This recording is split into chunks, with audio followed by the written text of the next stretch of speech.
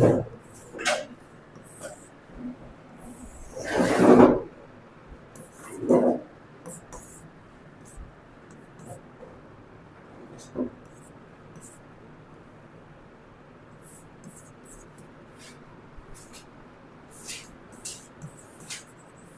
लिखेंगे इसमें, गिवन में लिखें, क्वेश्चन नंबर 9 था ये, है ना। ठीक है, ABCD is a trapezium in which AB parallel to DC. ABCD is a trapezium in which AB parallel to DC.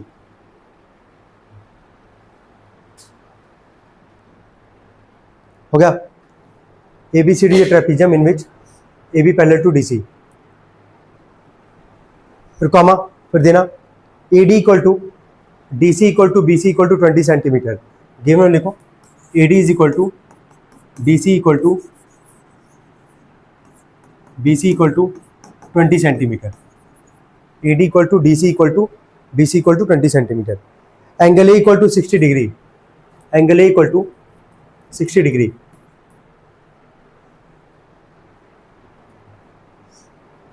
हो गया तक? ठीक है, देखना एक बार सब लोग सवाल में। पहले AD तुमको दिख रहा है यहाँ पे कितना सेंटीमीटर बोला है, 20। BC का वैल्यू भी कितना हमारे पास 20। तो फिगर में हम लोग इसको इंडिकेट करते जाएंगे।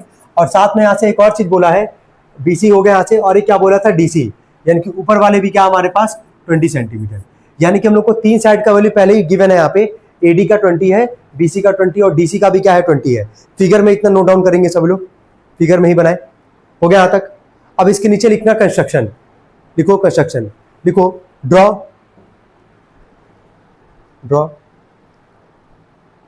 To perpendiculars, draw two perpendiculars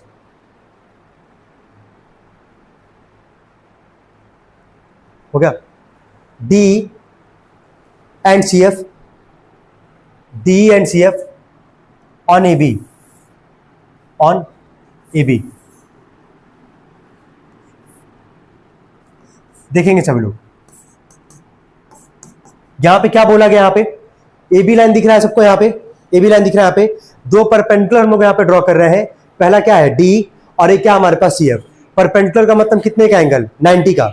अब ये बताओ, अगर लेफ्ट में 90 है हमारे पास, तो क्या राइट में भी 90 होगा? सेम काम, अगर यहाँ राइट में 90 तो लेफ्ट में भी क्या होगा, 90 होगा। इतना ड्रॉ करेंगे पहले सब लोग जल्दी।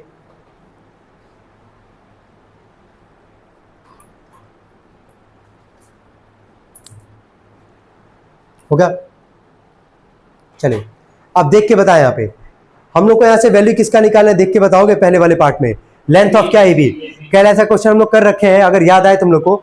AB अगर हम लोग को निकालना है, दिख रहा होगा यहाँ पे, तो AE चाहिए, EF चाहिए, और क्या चाहिए, FB चाहिए। अगर तीनों मिल गया, तीनों को जोड़ देंगे और AB का वैल्यू आ जाएगा हमारे पास। यही करेंगे ना। इतना कंस्ट्रक्शन करने के बाद, ठीक है, हम यहाँ पे नाम लिख रहे हैं, यहाँ पे ध्यान देंगे सभी लोग। बताना है कौन सा फिगर है ये, DEFC। किस शेप का तुमको दिख रहा है ये DEFC, किस शेप का दिख रहा है? रेक्टेंगल में क्या होता है, लिखेंगे उसके नीचे लिखे DEFC is a rectangle, DEFC is a rectangle, so D equal to CF equal to, देखो D equal to CF equal to, हो गया, D equal to CF equal to जो भी होगा।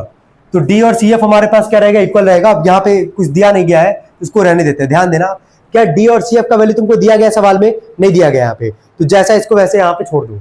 अब एक और चीज देखो, ऊपर जरा देखना, तो DC जो होगा वो किसके इक्वल होगा, EF के इक्वल होगा। लेकिन DC का वैल्यू तो 20 है ना हमारे पास, तो EF का वैल्यू भी क्या आएगा हमारे पास, 20 सेंटीमीटर। ये नोट कर लेंगे सभी लोग, लिखे यहाँ तक? हो गया? ठीक है, अब तुम्हारे पास 2 मिनट का टाइम है, जल्दी से एक काम करेंगे सभी लोग। ये समझ में आ गया होगा सबको कि रेक्टेंगल शेप का तो अपोजिट साइड क्या होगा, इक्वल। ये 20 है तो E से लेके F तक का वैल्यू भी क्या आ गया है, 20 आ गया हमारे पास। निकालना क्या था यार, AB निकालना था। AB में 3 साइड है हमारे पास, AE चाहिए, EF चाहिए, जो कि EF मिल चुका हम लोग को, और क्या चाहिए, FB चाहिए। तो इस ट्राइंगल से, इस वाले ट्राइंगल से वैल्यू किसका निकालोगे, AE का, और राइट वाले ट्राइंगल से किसका निकालोगे, FB का। निकाल पाएंगे कि नहीं निकाल पाएंगे हम लोग?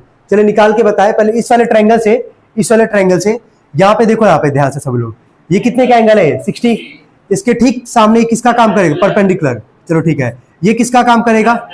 हाइपोटेनस। ये किसका काम करेगा? बेस का।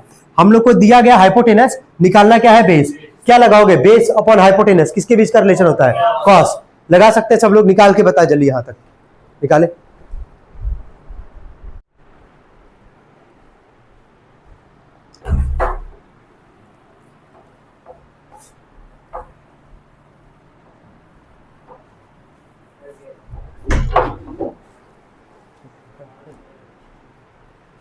तो इन ट्रायंगल हम लोग बात करेंगे यहां पे, इन ट्रायंगल एईडी का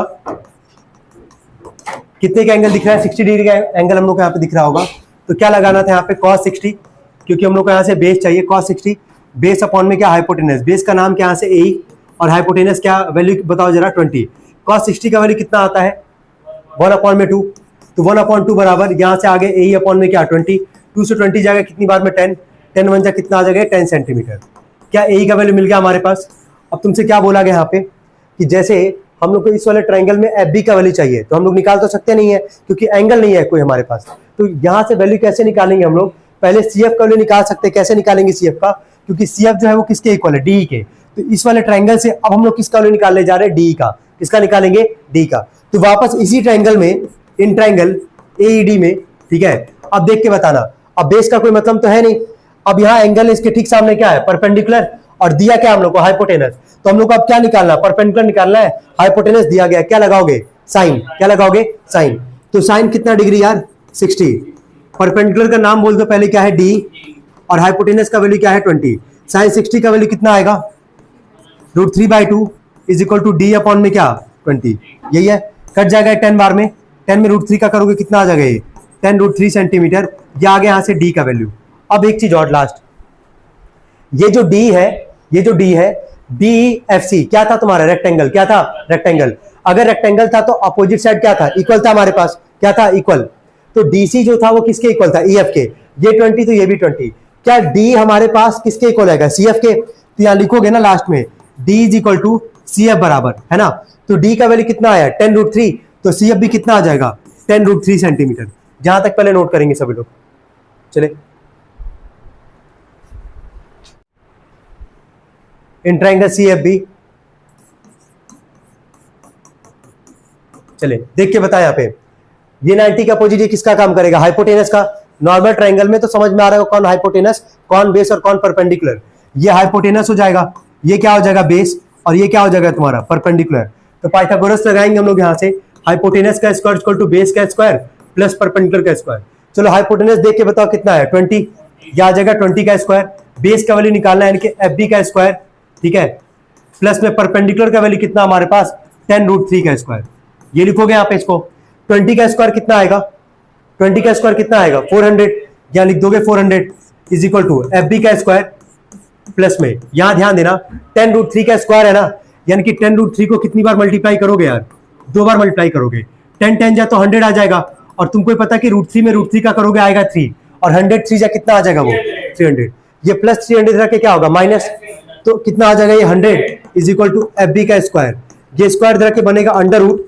तो तुमको पता होगा कि 100 किसका स्क्वायर रूट होता है? 10 का। तो एफ बी आ जाएगा हमारे पास 10 सेंटीमीटर, ठीक है। यहां तो कोई डाउट किसी को? क्या एफ बी आ गया हमारे पास? अब ध्यान देना, लास्ट काम ए बी निकालना था ना। चलो ए बी में बताना कौन कौन सा साइड ऐड करोगे? ए प्लस में क्या? ई एफ प्लस में क्या? F B. ए का वैल्यू कितना था? 10। ई एफ का वैल्यू है 20, और एफ बी का वैल्यू भी हम लोग जस्ट निकाले, कितना है? 10, ठीक है। कितना आ जाएगा? ये 40 सेंटीमीटर। ये पहले वाले पार्ट का आंसर आ गया। इसमें 2 पार्ट है, ये पहला वाला पार्ट सभी लोग नोट करेंगे इसको जल्दी।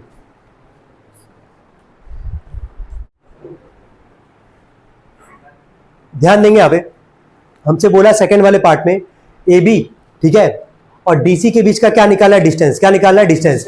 तो ए बी और डीसी के बीच का डिस्टेंस यही है, ध्यान देना। क्या है ये डिस्टेंस? डी। क्या है? डी। इधर से लोगे तो क्या दिखेगा? C F. क्या दिखेगा? C F. क्या डी का वैल्यू और क्या सी एफ का वैल्यू हम लोग ऑलरेडी निकाल चुके कि नहीं निकाल चुके? यहाँ पे कितना आया था? डी और सी एफ का वैल्यू बताना जरा। 10√3 दिख रहा होगा। सी एफ का वैल्यू क्या लिखा गया? 10√3। 10√3 कहां से निकाले थे? इस ट्रायंगल से डी का वैल्यू निकाले, क्योंकि रेक्टेंगल था तो अपोजिट साइड क्या था? इक्वल।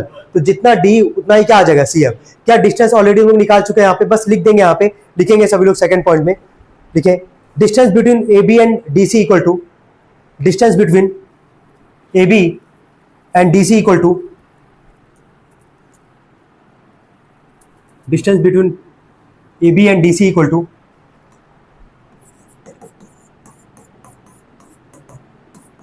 सेकेंड पार्ट है ना। तो डिस्टेंस क्या है यहाँ पे डी, तो बस लिख देना यहाँ पे डी, या फिर क्या लिख दोगे सी एफ, दोनों का वैल्यू तो सेम ही है।